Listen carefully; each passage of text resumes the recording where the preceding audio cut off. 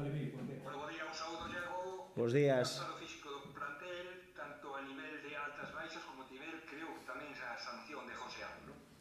Sí, bueno, quedanos todavía o adestramento de mañán, pero sí que contamos que a baixa de José Amo confirmado 100% por esas acumulación de tarxetas, neste caso pois esperando o último adestramento da semana para ver como evolucionan Chus e Reniero, que xa ao largo da semana fixeron cousas co grupo, pero esperando a ver mañán cales son as sensacións, cales son as sensacións que teñen eles, e que é o que nos recomendan os servicios médicos, e a partir de aí pois faremos a convocatoria.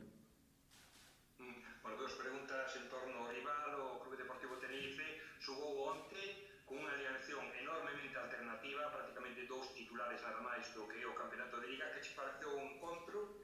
E se tamén coidas que este descanso que tiveron os titulares evidentemente non se vai a notar, non, domingo? Claro, non están desgastados. Tampouco se notou onte esa segunda unidade do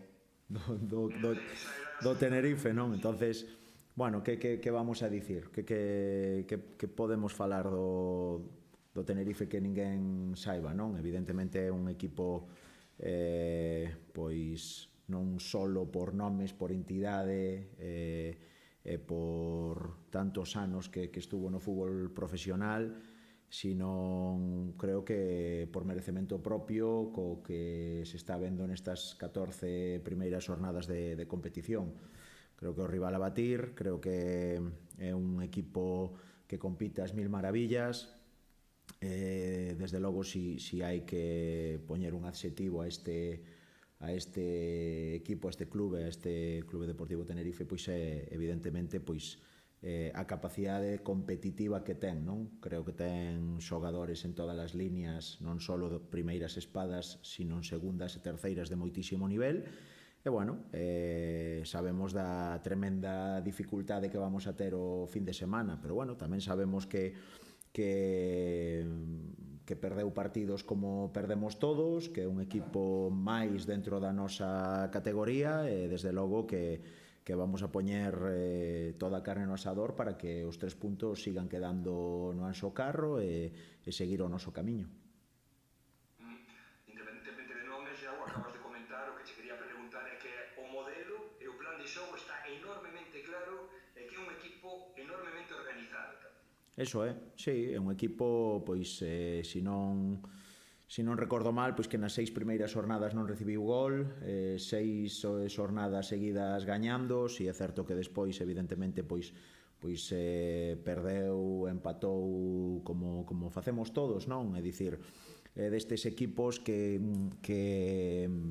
a priori, por como rinden, sobre todo no período prolongado de tempo, é dicir, un equipo que ten rachas moi positivas durante moito tempo, o cal fala moi ben desa competitividade, que tamén tropeza como todos, é dicir, son mortais como todos nós, pero sí é certo que é un equipo tremendamente organizado, que é un equipo tremendamente físico, tremendamente habilidoso e con calidade en todas as liñas.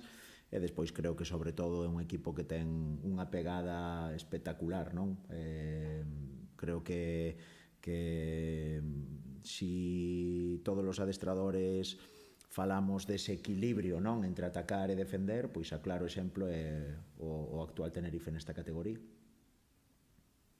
Ante o que é a priori o partido máis complicado do ano, está tamén o factor Anxo Carro, que aínda que sexa domingo aos 7:30, o ser festivo luns, Iago pode respostar a afección, non? O Gallá, eso queremos, desde logo que sí. Creo que é un partido atractivo, creo que bueno, é un partido para todo o mundo que lle guste o fútbol, pois bonito de ver.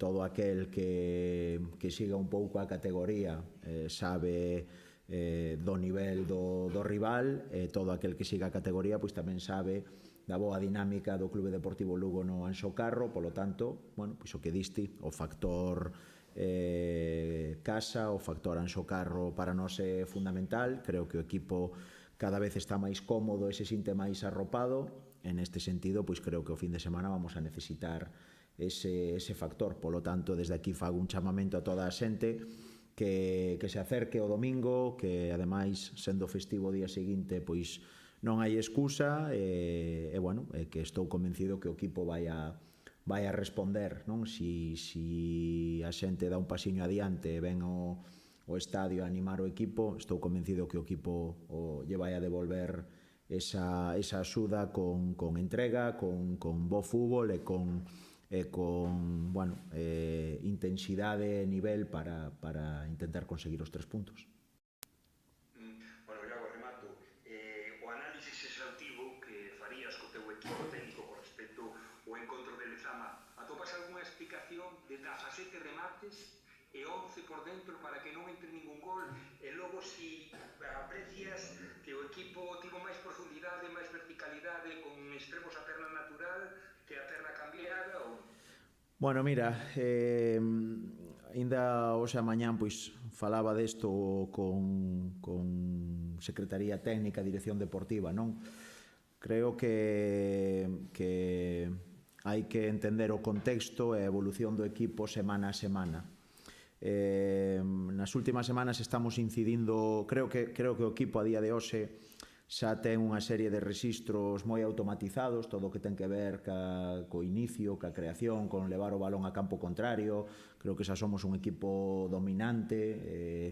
Si é certo que nos falta esa continuidade durante os 95 minutos de partido, ou 100, porque agora xa non sabemos o que duran os partidos, pero refírome a ser ese equipo que desde o principio ao final manteña ese nivel. Si é certo que cada vez o mantemos durante máis tempo ese control de xogo, pero bueno, sí que hai momentos nos que perdemos un pouco o fío, non? Creo que aí está o punto tamén de crecemento do equipo, pero nas últimas semanas estamos incidindo no seguinte paso, non? Que é traducir todo eso en situacións de gol, en verticalidade, en entender ben cando hai que ser profundos, cando hai que dar un pase máis.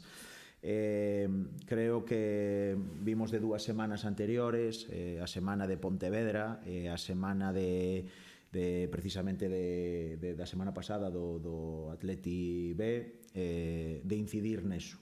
O equipo outro día foi moito máis profundo, o equipo outro día foi moito máis vertical, xeramos máis. Dentro deso pois están as variantes de extremos a perna natural, extremos a perna cambiada, non?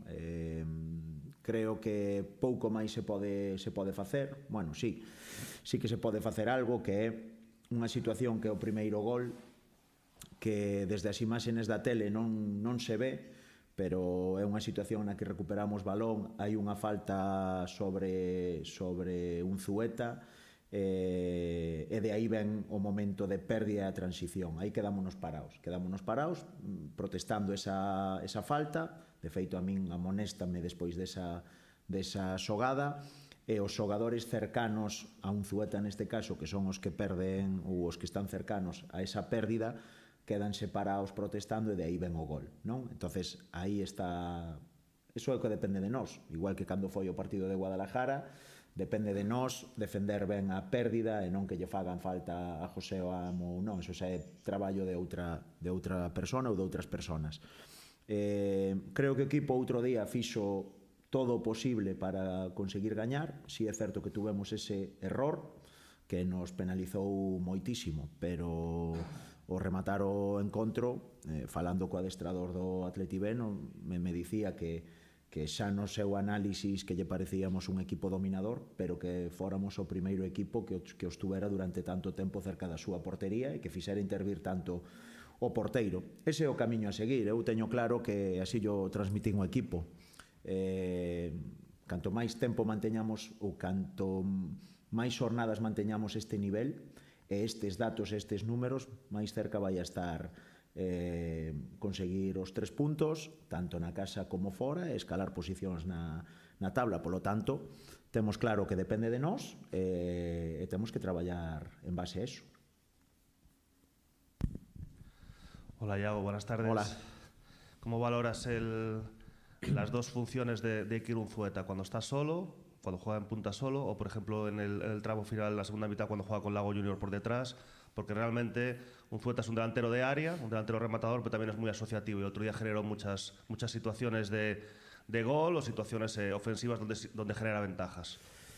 Bueno, pues lo valoro muy positivamente, si no, no lo usaría ahí, pero sí es cierto que bueno, un poco a medida que van pasando las semanas y venimos hablando de eso desde la pretemporada, nos vamos conociendo más, nosotros también vamos conociendo a los jugadores y dentro de eso buscamos las complementariedades, por decirlo de alguna manera, que más nos beneficien en función del rival, si es del plan inicial o a lo largo del partido en función de lo que vaya pasando, ¿no? Creo que en las últimas semanas, día de Pontevedra ya acabamos con Lago de punta y él un poco más descolgado, el otro día otra vez lo mismo, pero es que veníamos de una semana anterior en Ponferrada en la que eran Nico y Unzueta ese doble punta. Al final creo que tenemos todas esas variantes.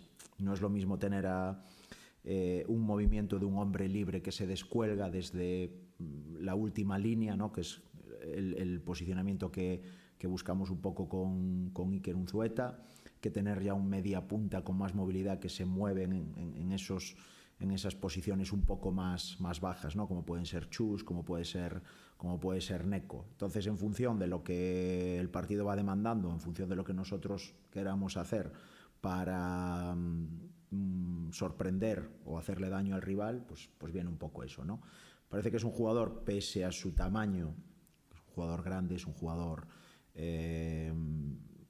que quizás no sea rápido, pero que se maneja muy bien en esos espacios. Además es un jugador muy listo, que sabe interpretar muy bien por dónde va viajando la pelota, dónde va a llegar, dónde se tiene que colocar para a partir de ahí generar esa ventaja, y desde luego que me está gustando en esa posición.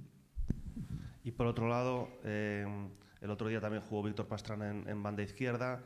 Evidentemente desde derecha tiene más facilidad para ir de fuera hacia adentro, para buscar zonas de disparo, a pierna natural más en situaciones de centro. ¿Por qué el otro día a pierna natural?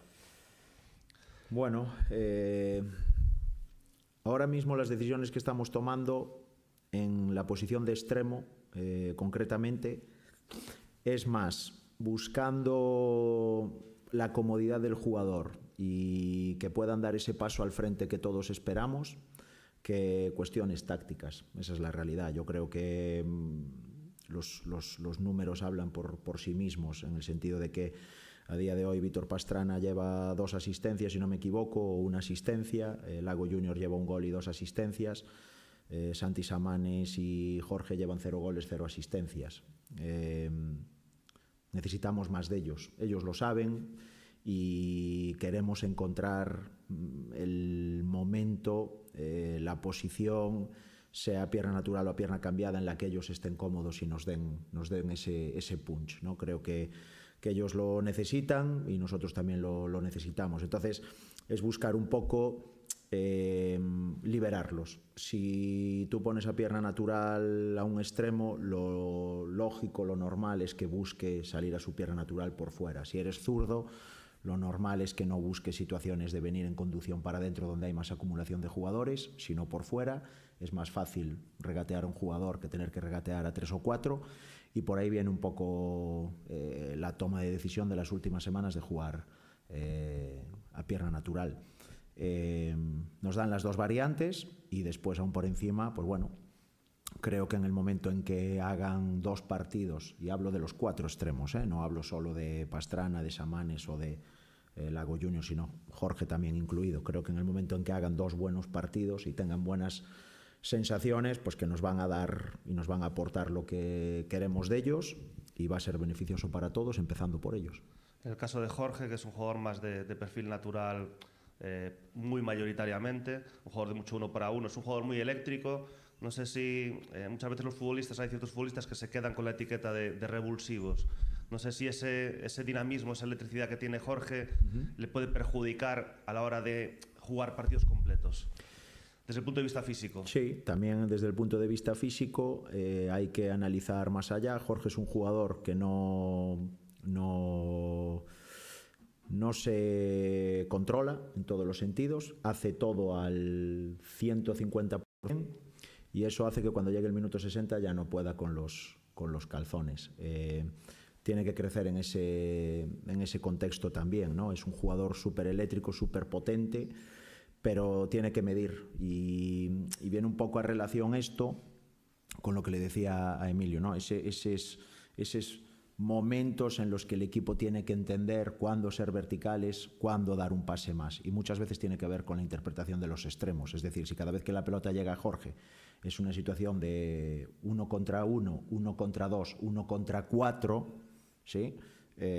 Hay una alta probabilidad que si es 1 contra 4 sea una pérdida. Y en esa pérdida hay un desgaste físico hacia adelante y hay un desgaste físico individual y colectivo para atrás.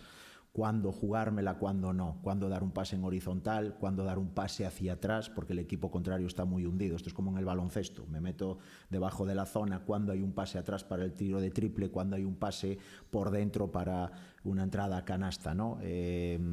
Los extremos tienen mucho que ver en nuestro modelo de juego en esto.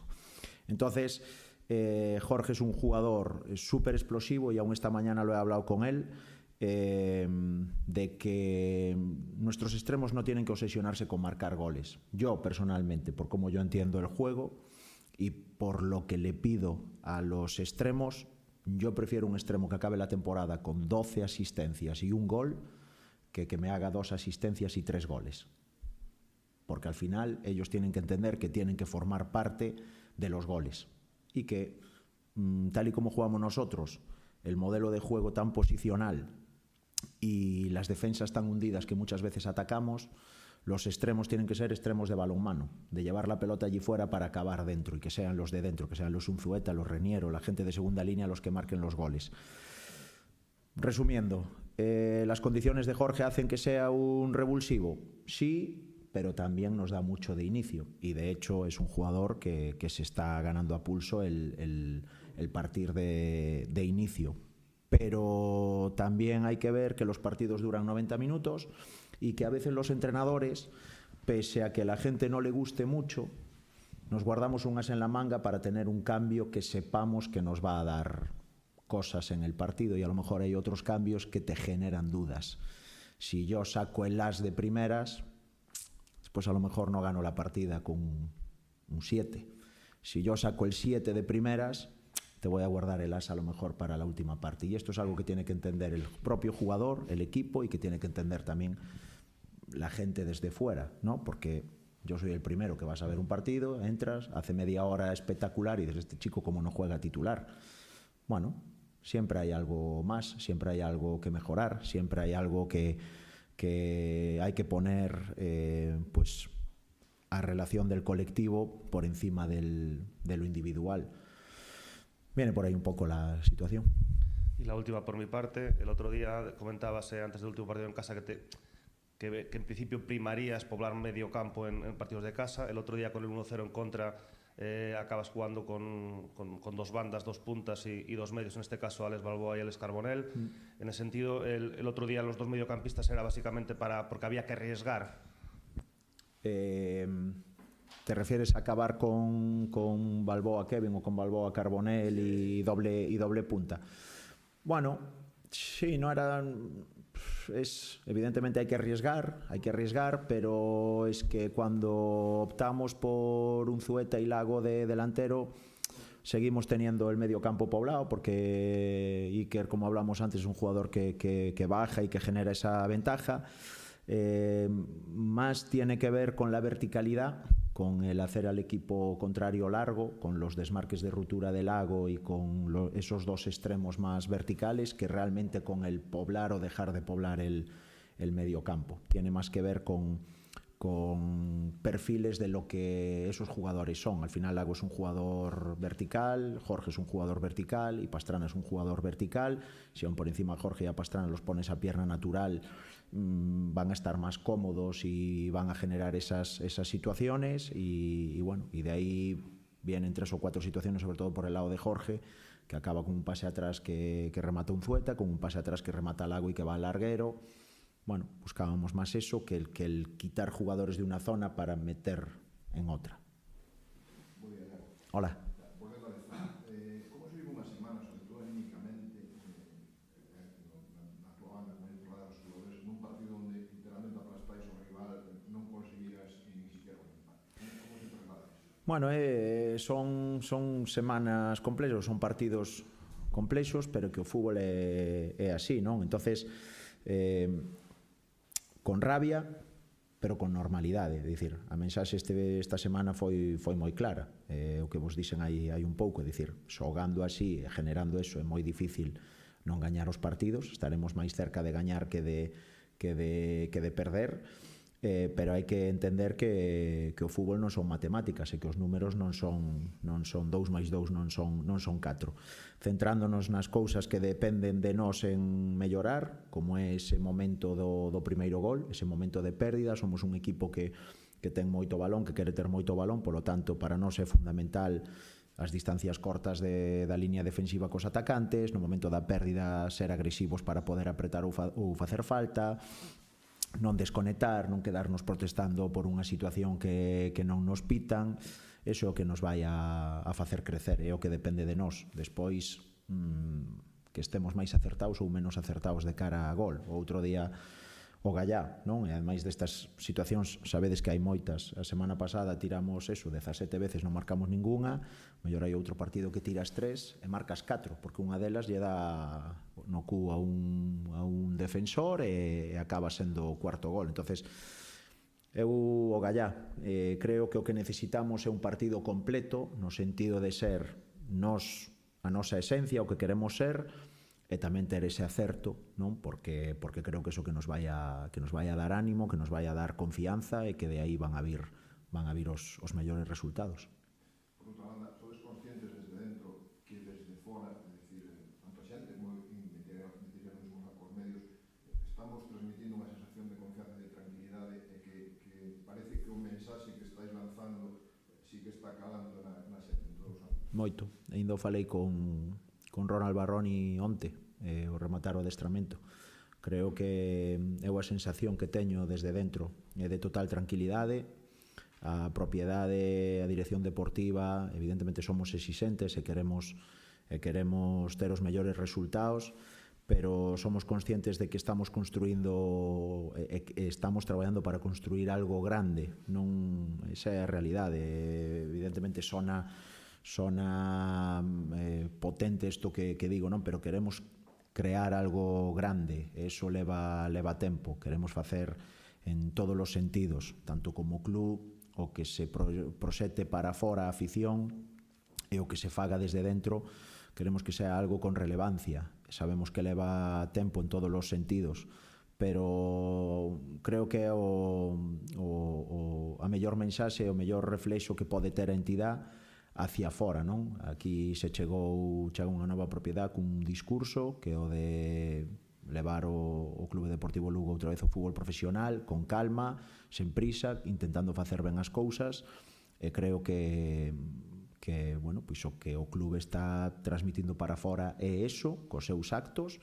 Creo que se está deixando traballar, eu estou comodísimo traballando aquí, de feito todas as reunións, charlas que temos, que son moitas ao largo da semana, son superproductivas no sentido de buscar sempre as melloras, tanto a nivel deportivo como extradeportivo, e crecer da man. E a partir de aí creo que tamén desde fora a xente pois está respondendo, no sentido de que houvese unha afición fiel, ves unha afición que sabe que o equipo evidentemente a nivel resultados pois non está dando o mellor o nivel que se esperaba, pero que é paciente e que, bueno, primeiro agradecelo e que estou convencido de que máis pronto que tarde eses resultados van a chegar e que esa espera vai a valer a pena, porque creo que se está facendo algo moi bo.